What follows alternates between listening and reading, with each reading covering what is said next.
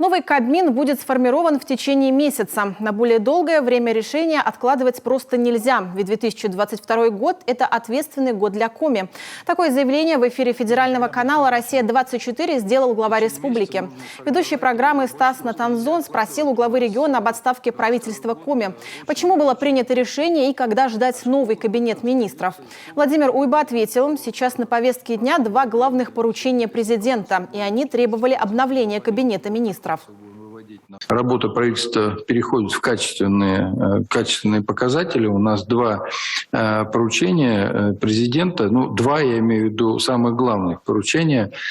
Первое, это мы должны буквально в марте месяца этого года защитить в правительстве России, получить под этот документ, а это план социально-экономического развития республики до 2026 года.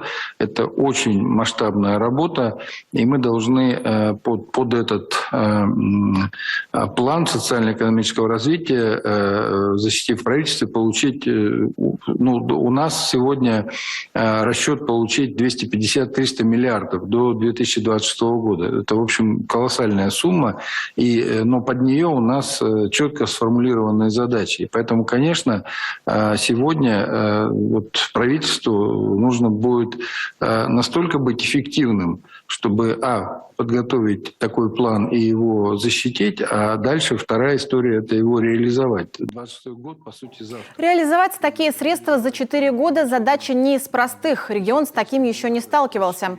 Сейчас у Коми бюджет, в котором только 10% заложено на развитие, а по сути будет еще один в среднем дополнительно по 50-60 миллиардов в год. Второй этап нужно выполнять людям, которые в разы эффективнее предыдущего правительства. Поэтому сегодня это очень непростая задача. При этом особенности республики оппозиция тут постоянно об этом говорит, что нужно использовать местные кадры. Для меня, я это неоднократно говорил, что для меня важен результат. И для республики на самом деле важен результат.